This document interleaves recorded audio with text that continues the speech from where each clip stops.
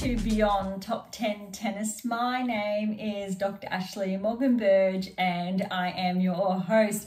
Welcome to day 5 of the French Open, and if you've been listening all week now, you know that this is a new format that we have been introducing this week, and as promised, we've been keeping pace each and every day, irrespective of rain delays. We've been filling, the spots with the new data, the corresponding analytics, and really what's been unfolding over the last couple of days.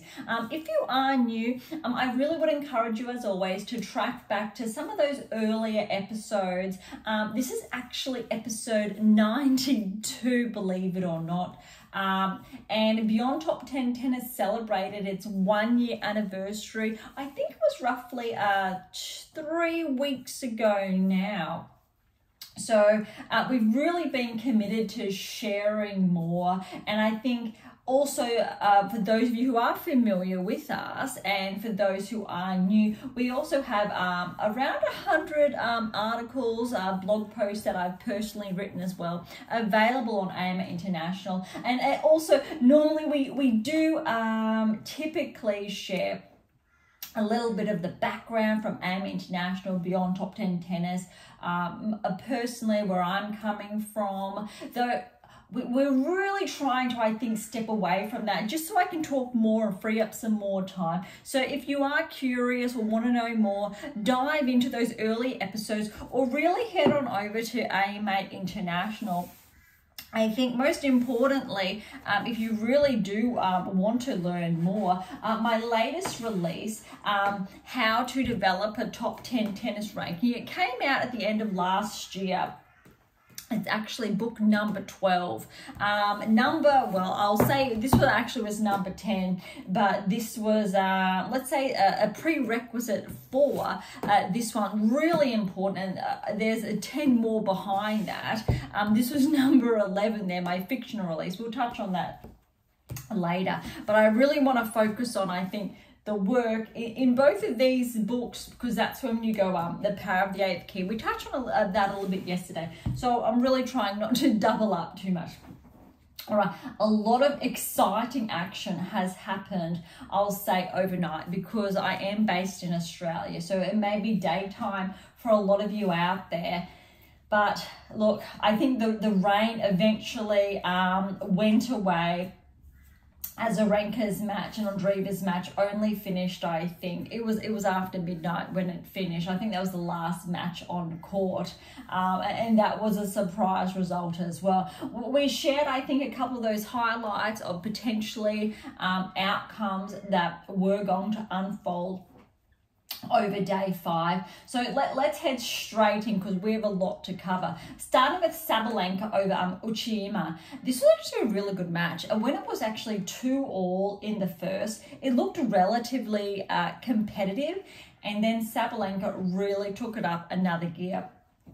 A similar thing happened in the second set, but Sabalenka, she just played a really clean game. When I'm looking at those comparisons from how those shots are being played and the style of game, there's a very big differential between, say, a power player who would have more of an advantage on a hard court surface compared to someone who's more of a clay court specialist. But it also was very dependent on who you are playing and the controls you can put in place. So when you are a top 10 player and you are competing against a lower ranked player, which essentially is anyone ranked outside the top 10, predominantly more so ranked outside the top 20, you can really take advantage of your current controls and not need to adapt too much. I'll try and dive into that a bit later. All right, Svitolina over Parry, 4 and 6. This was really good. I'm really happy for Svitolina to make it through to the 3rd round. I'm really rooting for her to make it to the semi-finals, purely because historically she's done that before. Even though her level of play is not the same as it was before she took time away from the tour, she definitely still has it in her. All right, Rybakina and Rus. Now, remember the insights yesterday And potentially this was going to be a close one, and it was. 3 and 4. Rus was somewhat problematic. Rybakina essentially just held her own. But if we're edging the two, Sabalenka played a lot more cleaner than Rybakina on this given day. And let's remember, we can say on this given day and against the respective opponents. However, as the tournament progresses, it's another story. Gracheva, a very good win over Pera, 6-1, 6-3. This is very interesting. Keys won her title last week. Sheriff, I'm pretty sure, has her maiden title this season. And I said potentially Sheriff could be a little bit problematic. That was not the case in the first set. 6-love Keys. Second set, Sheriff came to play 7-6. So Keys got that win, 9-7 in the tiebreak. Dare I say if it went to a third set? That'd be hard to say, but well done to Keys there. Paquet over Siniakova. So Siniakova was the 32nd seed. This is a surprise. However, check out this scoreline. 3-6, 7-6, 7-2, 7-6, 10-6. That's tough. That really shows Paquet the level she's at. She's ranked outside the top 100, I believe. But Siniakova, granted she was seeded, but today we've seen a lot of seeds fall, which this is actually one of many. Vondrasova over Volniet. So remember Volniet got that first set 6-love, rain delay. Vondrasova came back. She won the following 2 sets, 6-1, 6-4. That's a good match. I really want to see a more clean outcome for Vondrasova that correlates with her ranking, essentially to really ascertain if she's going to be a problem for, say, the likes of a Sabalenka to Rybakina. Because if she does lift her game, she has, let's say, the controls that we're talking about to get that advantage. Gulbik fell to Potapova 2-2. Not essentially surprising there, but that could have gone either way. Samsonova, 17th seed against Anisimova. Now, this was touched on that potentially Anisimova could have caused an upset. That was not the case. Samsonova 2-1. But let's remember, I recall Samsonova, I'm pretty sure, has had a win over Swiatek, for example, this season, and some other top 10 players. So Samsonova, if she continues playing this cleanly against this quality of player, because don't be fooled, irrespective that Anisimova is not seeded, she really can pack a punch. Which means that she can be very troublesome for players ranked inside the top 10 or seeded players. So Samsonova playing this cleanly, I'm not going to be surprised if she has another scalp, despite her seeding, against a top 10 player. All right, Navarro over Irani, a very good one, because Irani really has been tracking on the clay, but Navarro, well done, 6-2, 7-5. Evanesian over Blinkova, 6-3, 6-love. That's some really solid form there. This one was a surprise. Another seed falling. Pavlyuchenkova, the 20th seed, has fallen to Bogdan, 6-4, 6-4. Bogdan is ranked inside the top 100. I think she's around 68 in the world, if I do remember correctly, but she's not, say, an easy walk in the park. Pavlyuchenkova definitely was favoured. She really has progressed at the French previously. Also, Pavlyuchenkova would have been favoured for more upsets against the top 10 players, as historically she has the capacity to do. So that really has opened up, I think, that part of the draw to not be, essentially have that threat or a clear threat looming. Paolini against Baptiste. Now, interestingly, remember yesterday, also touching on Baptiste, how she could have caused problems because she had a very good first round result. Paolini, though, was favoured. She got the win with 12th seed, but 6-4, 7-6. That tiebreak score was 8-6. So that really, I think, solidifies Baptiste, I'll say, her potential, whether it's this season or potentially predominantly, I'll say, inside the next 2 seasons. If she continues to progress, she really could find herself inside the top 30. Stearns Kasatkina. All right, this was predicted as a potential upset, with Stearns winning her maiden title last week, and she did get the win over Kasatkina. That is a very big win. So the 10th seed is out. 7-5-6-2. Well done, Peyton. All right, next we've got Wang and Tomova. 7-5-5-7-6-1. Next, this was a very big one. Badosa Putintseva. 3 sets here. Now, let's remember Badosa had a very good win first round over Bulter. A fun fact is that going into the French, Badosa and Osaka were very similarly ranked. I think Osaka was around 134, Badosa 138, or in the 20s, or thereabouts-ish. And they both have been, Osaka has been progressing. Badosa's ranking, ironically, has been regressing. So before last live rankings, they're around a similar spot, but because Osaka lost in essentially the second round, her ranking won't pick up beyond Badosa's, because Badosa has that win, which means she very well, most likely, will then progress in contrast. So that's a little bit of a side note there. But a very good win, Badosa. 4-6, 6-1, 7-5, very close, but this is very significant for Badosa because recall, I've shared how problematic she really can be when her game is together and she's healthy and finds that form. Whilst her performance historically did not correlate with the top 10 ranking, and she did secure that top 10 ranking. Some may disagree with me, but that's just the data. So you can't really argue with that. Now, however, despite her ranking, her level of play is actually tracking more positively, which is a really good sign, which essentially favours Badosa more so than it did a few seasons ago when typically her ranking peaked very high. I think it was 2 in the world, but Badosa had not even tracked to, say, a quarterfinal, semi-final of a Grand Slam and found herself at 2 in the world. So it did not add up. And that's just as simple as it is. But now, irrespective of her ranking, her performance and her technical parameters, and especially when we're talking about the 8 keys, let's remember, really important, they have been coming together, which positions Badosa, if she can stay healthy, she has the capacity to perform like a top 20 player. If she can string those matches together, I wouldn't be surprised this time around if she cracks into the top 10, I'll say inside the next 2 seasons to be fair.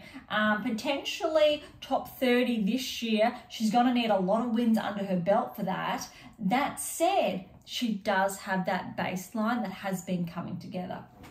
All right, Mertens over Martic, 4 and 3. Well done to Mertens there. 25th seed. Let's see how far she can go. Mertens is very consistent. Cocchiaretto over Busca, 6-1, 6-4. Fernandez over Wang, 6-3, 6-4. Fernandez is the 31st seed. Remember, she's a US Open finalist. She's been hovering around her ranking range since that finalist result. So she's really been able to hold her form, say, in contrast to Raducanu in that final. So this was really good for Leylah. I'd love to see her progress, maybe beyond the 3rd round, but it's a bit hard to say, essentially because she's made the 3rd round. It's correlating with her ranking. Let's see if she can go beyond that. I'm not too sure. We're going to have a look at her opponent next to see if we have some additional data to share. Andreescu and Kalinskaya. They did not finish, I think, until just before midnight, or maybe it was very late at night, irrespective. Kalinskaya, 23rd seed. Andreescu got the win. Remember, this is Andreescu's, I think, first tournament back, which is it's a hell of a way to start, I think, or restart your career from all that time off. 1-6-7-5-6-3. Kalinskaya, so remember, she peaked at the Australian Open, got her rankings high, which she's currently at. She's been able to essentially maintain that since the Australian Open. I'm not too sure if she had those points to defend at the French Open, so her ranking will probably stay somewhat the same. However, Andreescu, she's ranked outside, I believe, the top 200, but she's thereabouts. This is going to help. This is going to push her ranking potentially inside the top 150, all going well, potentially top 100 after this, which is absolutely phenomenal. She deserves that with this type of result. Because after all this time off, playing a top 30 player and getting a solid win, that's great for her. All right, Zheng over Topash, 2-2. I'm surprised in a really good way, because typically what's been happening since Zheng's Australian Open finals result, she's been very inconsistent with her results. Very clean first round win, very clean second round win. This is promising. I think Zheng on clay is surprisingly underrated. I haven't had that much to say about her over the last, I'll say, 3 to 4 months, because her performance really has been, I'll say, lacking when we're looking at those direct correlations with the top 10 tennis ranking, and she has not been, let's say, included in that 50% that we've previously talked about. However, how she has been performing definitely sets her up for a semi-final result. And she's going to be hard. Zheng has, I think, the capacity to beat the likes of Rybakina and Sabalenka. So it's going to be very interesting if that's happened. I'll be there to watch. Yastremska over Wang, 6-2, 6-love. That's a very good win for Yastremska, the 30th seed. Buskova over Jet, 2-2. This is a very big result. Danilovic over Collins. Danilovic is ranked, I believe, just inside the top 100 or just outside, thereabouts. Collins was the biggest threat in Swiatek's quarter, or at this stage towards the round of 16. And Danilovic has taken out the hot, I will say, favourite / upset. And Collins has just broken inside the top 10. I'm not too sure if this will affect her ranking. I will say probably not. I hope not for Collins' sake, because she really does deserve her current ranking. That said, I don't think that's the case, because I will touch on that shortly why. But what a match for Danilovic. 6-7, 7-5, 6-4. That's incredibly close. And you know what? Arguably, Collins she's just been going and going and has not stopped essentially all season with some stellar results. It'll be very interesting to see how Danilovic continues to perform, because it's definitely a surprise. We haven't had Danilovic on the radar. She has not essentially, say, won a title to put her on the radar this season, or had those finalist results. So this is an exceptional win from her. It'll be very interesting to see how she performs the rest of the event. Vekic got a win over Kostyuk. Another upset. Kostyuk is the 18th seed. She has been very positively tracking on a rankings high, but this is what happens sometimes at the Grand Slams and also on clay. And Vekic with a very good win. You cannot discount Vekic ever. She's a very good quality player, even though, well, no, her ranking, it essentially does correlate with her performance. She is inside the top 50, but those results, we will say, aren't as consistent. But what a win. This is very promising. But I'm not sure if Vekic has it in her to continue to progress. But that said, she really does have, recall, I think a number of seasons ago, Vekic was inside the top 20 and hasn't really regained that form. But once I think you've been inside the top 20, you really know what it takes. And dare I say, if Vekic continues to track, continues to find that next peak performance level, she could very well find herself back inside the top 20 this season. Now, this is the other match.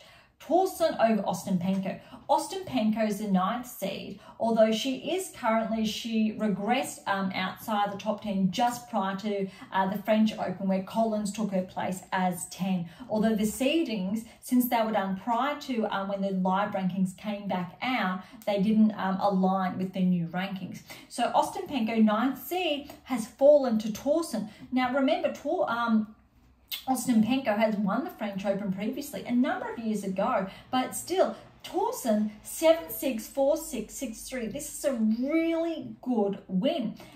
So what I was suggesting or insinuating earlier is that I don't think Collins's ranking will take a hit because both Collins and Ostapenko have fallen in the second round. Another seed, Begu Noskova. Noskova, I believe she took Swiatek out at the Australian Open from memory, had an incredible match against her. And that was after Swiatek had that really hard match against Collins she just got the win against. But Begu over Noskova, very surprising, 4-2. So well done for Begu. This one that just wrapped up a short time ago, Ondreeva did get the win over Azarenka, 19th seed. This is very impressive from the 17-year-old. 6-3, 3-6, 7-5. Ondreeva was up an early break in that third set, and essentially Azarenka couldn't get that break back, stayed ahead, but it did go all the way to 7-5. But that was a really impressive match. Okay, that was a lot of matches there, and I'm sure you can hear it in me. But that's the women's side wrapped up for day 5 of the French Open. So let's head on over to the men's side. Day 5. All right, I still can't believe that Medvedev is the 5th seed. It just doesn't really sound right, but he got a very clean win over Kekmanovic. However, it was 6-1, 5-love, and Kekmanovic did have to retire. That said, Medvedev was playing very smoothly. Hurkacz got the win over Nakashima in 4 sets, 2 of them very close. So remember, I think, rain delay after that first set, or almost during. Nakashima got that first set 7-6. Hurkacz then came back 6-1, 6-3, 7-6. Nakashima really did, I think, find his form in that 4th set, and that tiebreak was 7-5. Very close, but well done to Hurkacz. Mute over Shevchenko, 6-4, 6-2, love 6-6-3. Djokovic, a very smooth win over Carabella Spaina, 4-1-2. Let's remember, even though Djokovic has, let's say, received a bit of flack about his performances and not as many titles this season, I'm pretty sure his previous event, he lost in the semi-finals, which is still a really good result. And I think we're so used to him notching up those titles, we're not seeing that at least he's still getting a couple of wins under his belt, which means this is good match play for Djokovic. And I really want to see when he's tested against, well, one of the lowest seeds, because he is the 3rd seed, how he performs, because that'll be a really good benchmark, irrespective if he plays the 15th or 25th seed. We'll have a look at that later, but that'll give us more data to go off. Zverev over Goffin. Goffin had that 5-set first round, but Zverev, a very good result. Obviously, he had Nadal previously, but 7-6, 6-2, 6-2. He is definitely favoured to progress this French Open. Musetti over Monfils. Musetti's the 30th seed. I think everyone's a favourite on Monfils, especially when he's playing the French. But Musetti, that was 7-5, 6-1, 6-4. Rudd, 5 sets over Davidovich Fokina. This is somewhat surprising because Rudd has typically been in form on clay, but 7-6, 1-6, 6-3, 4-6, 6-3. That is going to be tough for Rudd to recover from. So I'm very interested to see how he's going to perform next match, and if it is in a clean 3 or if it is longer, because the longer those matches go potentially for Rudd, and if he's essentially in the same half as Djokovic and Zverev that we've just touched on, that is not going to work in his favour. All right, Dimitrov over Morozan, 6-love, 6-3, 6-4. Really need to remember, Dimitrov is also on the radar. He has been tracking this season. And this in contrast, for example, to Rudd's result, Dimitrov has fresher legs. And if they're playing at a similar level, you have to favour Dimitrov. Shelton, Nishikori. This was huge, or it could have been huge. The first set, 7-6. That says so much. And then that's to Shelton, 15th seed. Second set, 6-4, still very close. The tie break, however, was 9-7 to really highlight how close Nishikori was. However, come the third set, Nishikori did retire, which is, it's a bit heartbreaking because we know how hard Kay's had it. Just the last couple of years to find his form, to find his way back. So that's tough. But it did go for almost 2 hours, those 2 sets.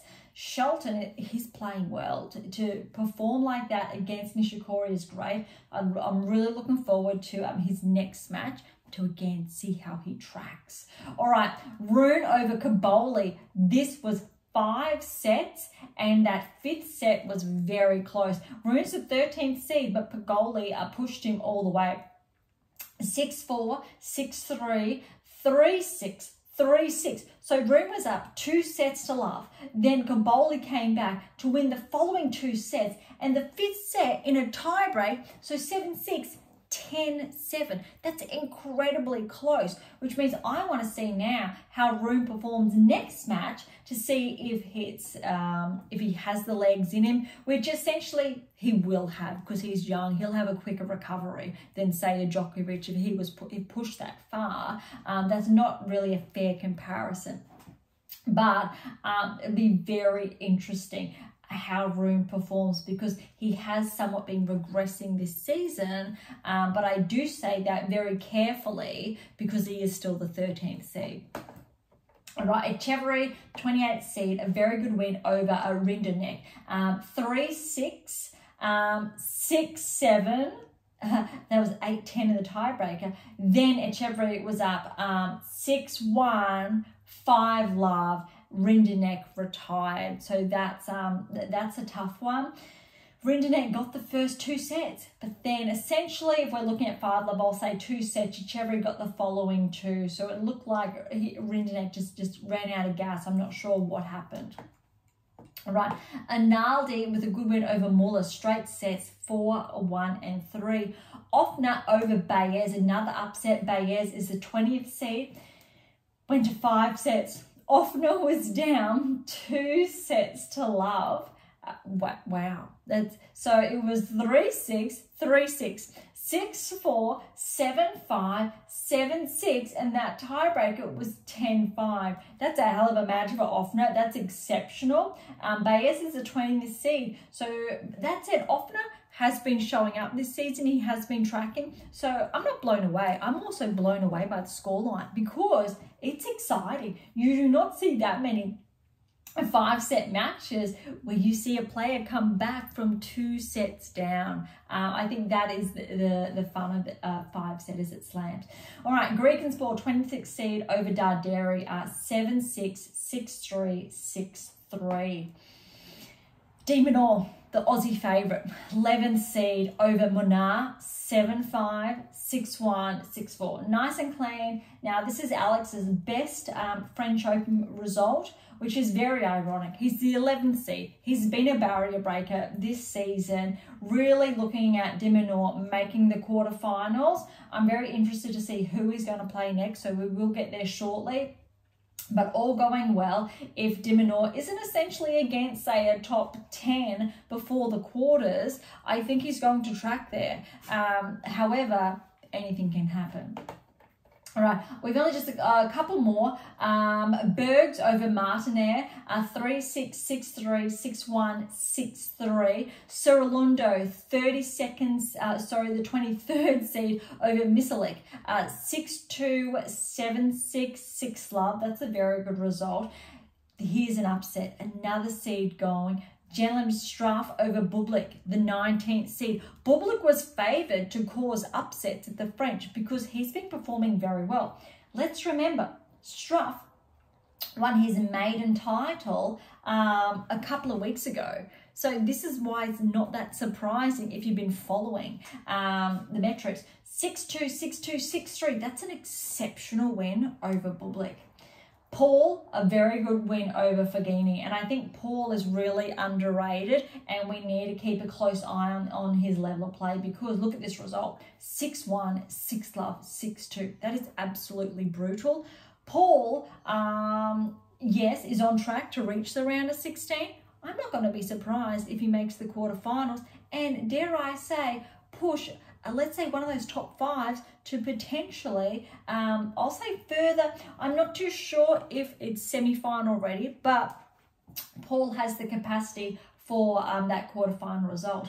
All right, Ogor Lissame over Squire, 6-4, 4-6, 6-3, 6-2. Really good win for Felix there. Shapovalov over Tiafoe, another seed going. 25th seed Tiafoe is. This is 4 sets. Tiafoe got the first set, 7-6 in a tiebreak. That was 7-4. But Shapovalov, who's on his way back, he's ranked just outside the top 100, I believe, and he's finally tracking back. 6-4, 6-2, 6-4. That's a really good result. All right, Makak over Navoni. Now, Navoni is the 31st seed, but Makak, he's been tracking this season 6-2, 6-1, 3-6, 1-6, 6-1. So yes, Navone won the last 2 sets when Makak was up 2 sets to love. However, Makak held his own, came back in the 5th for 6-1. That'll be really interesting if, say, the likes of a Makak versus a Rune with both 5 setters under their belt. That'd be very interesting. Kovalik over Kakanakov, another seed's gone, another, I would say, a big upset, because Kakanakov typically causes the upsets at Grand Slams. He has that capacity, he has that game. So Kovalik, in 5 sets, he came back from 2 sets down. Kakanakov got the first 2 sets, 6-4, 6-4. Kovalik came back 6-4, 6-3, 6-4. I'll say that again. So it was 4-6, 4-6, 6-4, 6-3, 6-4. That is huge. So that's another 5 set, that's quality. Next one, another 5 set match. And Kokkinakis, who historically doesn't perform, I'll say, that well at slams. He has a title, I believe, this season or it was last. But Tanasi had that 5 set over Poprin, and Poprin was favoured there. And I think Zeppieri was favoured here too. But Kokkinakis is ranked 100 in the world now. And with this result, his ranking is going to improve. It's just under, I'll say, a bit over 3.5 hours, 3:45, 1-6, 4-6. So another player who came back from 2 sets down, 6-3, 7-6, 6-2. That is a really impressive result. That said, if the likes of a Kokkinakis over Rune, for example, or a Makak, I'm going to have to favour the other 2 purely because of their rankings as well. All right, Korda and Kwon. Korda is the 27th seed, and that was 6-4, 6-4, 1-6, 6-3. Zhang over Senegro. This is a little bit surprising, but Zhang, he's been coming into his own. 7-5, 3-6, 6-1, 6-4. That's a very good win for Zhang. And last we have Fritz over Lakovic in 4 sets, 6-3, 3-6, 6-3, 6-4. That's a good one. Also, it's very interesting to see Fritz being pushed. I really am looking to see if I can get a clean result there from him. And then I can definitely see how he's going to cause problems on clay. Although it's probably, I think everyone would agree, he's more favoured on a hard court, but still a very good result. Wow. Okay, that wraps up day 5 of the French Open results. But I really want to have a look at the order of play then for day 6 and key matches to look out for. So we'll only go over a couple here. Swiatek's in action, Fernandez and Jabeur. That is going to be very interesting. Gauff, Yastremska, definitely going to favour Gauff here very cleanly, but Yastremska is not going to be a walk in the park. So this will give us some more, I'll say, data to go off to gauge how well Gauff is performing. There's a lot of talk about Rybakina and Sabalenka and not so much about Gauff. And I think people who are saying that, they are not following the data, because Gauff is heavily favoured. She's been a finalist at the French. Sabalenka nor Rybakina had been finalists at the French before. Gauff is definitely more problematic. It's going to be very interesting to see how she continues to track. And her season is also on par with the other two. Samsonova and Cocchiaretto, Danilovic with a very good win over Collins, and will play Vekic. That's going to be interesting. Danilovic over Vekic, yes, if she maintains that form. Otherwise, if it goes purely on rankings, Vekic, which will be really impressive for her, because the winner of that match will make the round of 16. I'm pretty sure historically Vekic has made the round of 16 early on in her career. I don't think that's the case for Danilovic yet. Vondrousova's in action. I think we've just touched on Fernandez and Jabeur. That'll be a very interesting match. It'll really showcase, I think, how Jabeur and her level of play is, but also for Fernandez if she's able to make that round of 16 berth at the French. We've got Wang in action, Tauson and Kenin, and after Tauson's win, getting through that upset, it'll be very interesting how she performs against Kenin. And I think that does wrap up the matches for the women for day 6. And then that will give us, I think, the round of 16 contenders almost. All right, over to the men's side, just some key matches to look at. We've got Sinner in action against Kotov. Rublev and Rinaldi, that'll be interesting, even though Rublev will be heavily favourite. This is the one. Hurkacz and Shapovalov. It'll be really interesting. Given that Hurkacz has been pushed in his previous match and Shapovalov got that very good win over Tiafoe, this one's going to be, I think, a very interesting outcome. Hurkacz is favoured for a 3-set clean win if we're going off rankings alone. But Shapovalov's former top 10 player, if he's playing at that level that took him to a top 10 ranking, it could get very competitive. Alcaraz is against Korda. Now, Korda is the 27th seed. Heavily favouring Alcaraz to 3 straight sets. That said, Korda has the potential to take a set off Alcaraz and maybe cause some issues, but probably not at this stage of the French. Zhang and Tsitsipas. I'm going to probably predict Zhang to cause a couple of issues for Tsitsipas. So this is really going to tell us how Tsitsipas is tracking at this specific point in time. He's definitely was one of the favourites to progress to the finals of the French. Not too sure when I'm looking at the data of other players that are tracking ahead of him, but I'm really looking for like that clean, smooth win. Offner's in action, Dimitrov's in action. Another very big one will be Shelton against Ogor Elisame. That is very big because it's 3rd round. We've got the 21st seed against the 15th seed. I think that is arguably the match of the 3rd round to keep an eye on.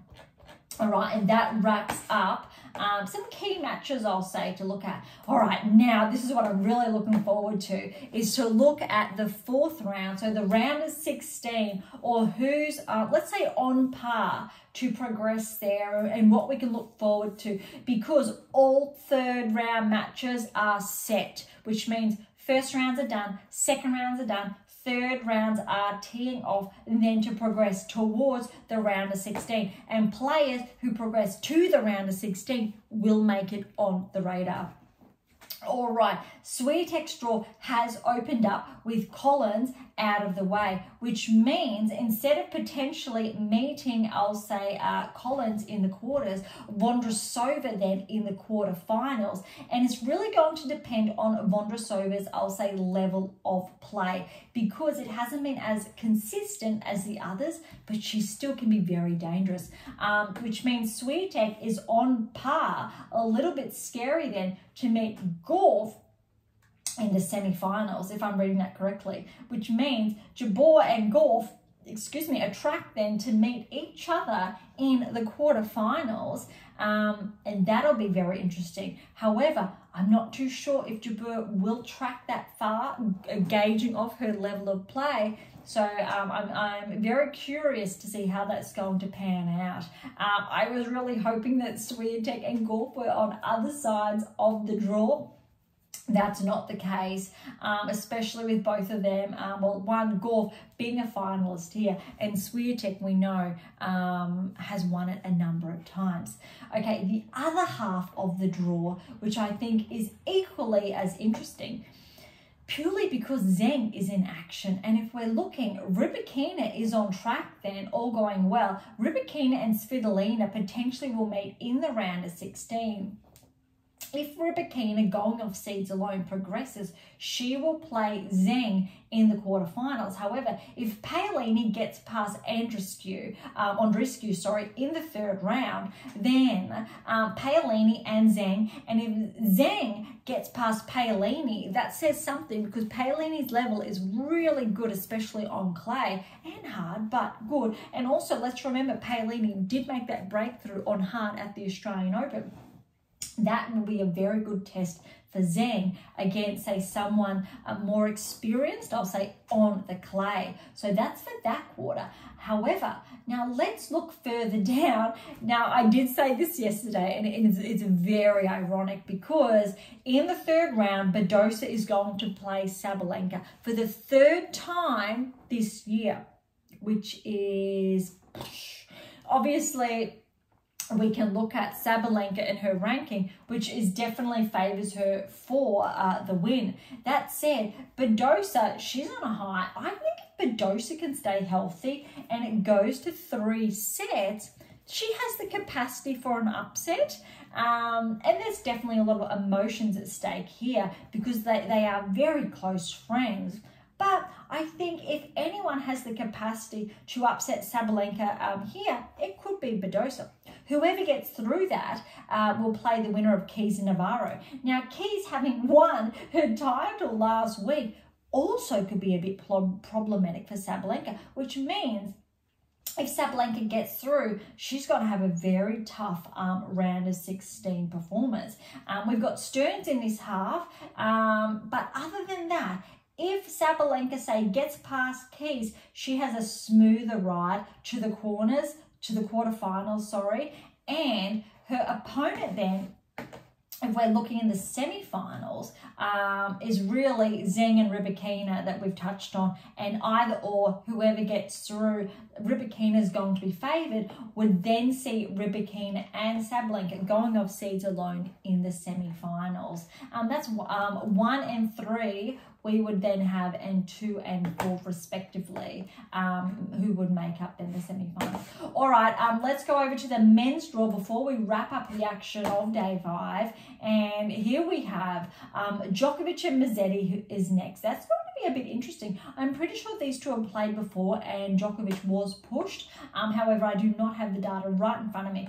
In Djokovic half is Medvedev. So Medvedev and Djokovic, all going well, are planned to meet in the semi-finals. That said, Zverev and Medvedev are on track to meet in the quarterfinals, and Djokovic and Rudd. Let's say problems that could potentially arrive along the way. Round of 16 would be Medvedev and de Minaur. Very interesting. And then if Rune and Zverev are also on track to meet in the round of 16, those are going to be two very big blockbusters.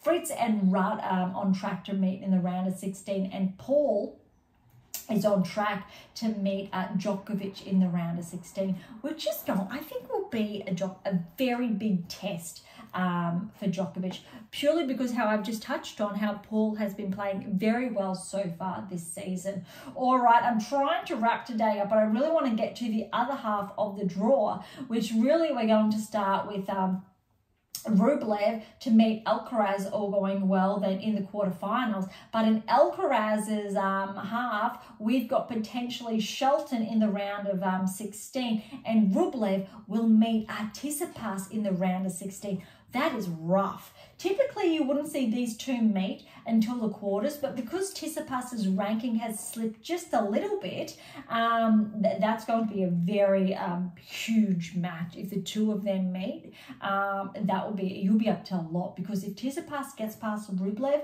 on the clay for the quarters, you really need to have to favour him to have a chance against Alcaraz on the clay. So very interesting. All right, then if we drop down a little bit further, Hurkacz is in action. Dimitrov, both of them are planned to meet in the round of 16. And Sinner has a relatively smooth course through to the quarterfinals, where he will meet the winner of, say, the Hurkacz and Dimitrov. And if Sinner is favoured there, then he will most likely be on track to meet Alcaraz then. Wow, in the semi-finals, isn't that rough? Which means you've got Sinner and Alcaraz in that half, and then we're really looking at the likes of, say, Medvedev really is favoured with Djokovic, but Zverev's in there. So depending if Zverev can get that win over Medvedev, all seeds obviously. But I'm sure that there's going to be some upsets along the way, though it won't be the first time, I believe, we've seen, say, all 4 seeds make it to the semi-finals. That has been happening on both tours more often than late, but historically, that's not always the case. Normally, there's definitely 1 or 2 that have dropped before then, and say in that top 4. All right, that really wraps up today's episode. That was really interesting. I hope you enjoyed it as much as I did, because as much as we've been going over this, I find it very, very interesting, and I'm sure you can hear that in me. But look, we wrapped up the results of day 5 of the French Open. On both the men's and women's sides, and we've looked at let's say key matches that are going to unfold on day 6, and we've really touched on the potential matches for the round of 16 and onwards. So that's it for today.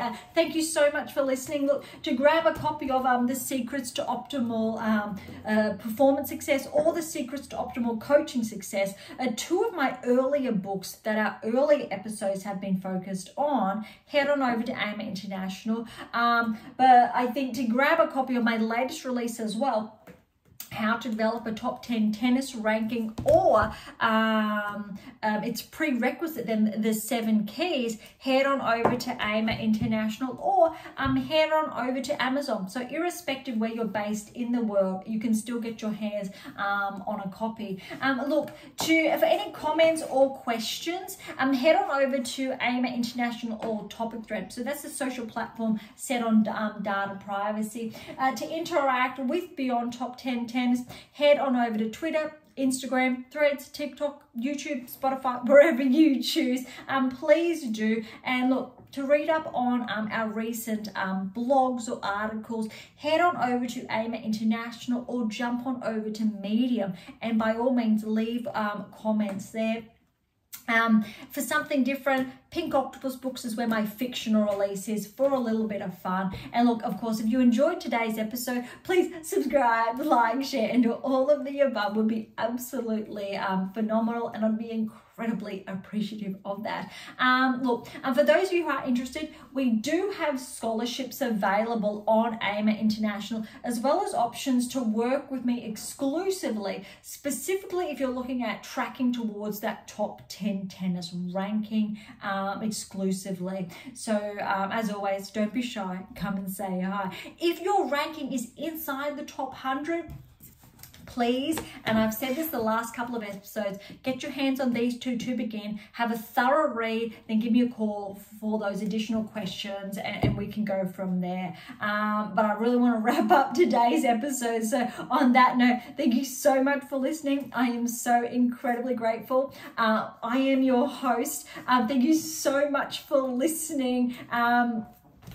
Dr. Ashley Morgan Bird. This is Beyond Top 10 Tennis, and I'll see you next time.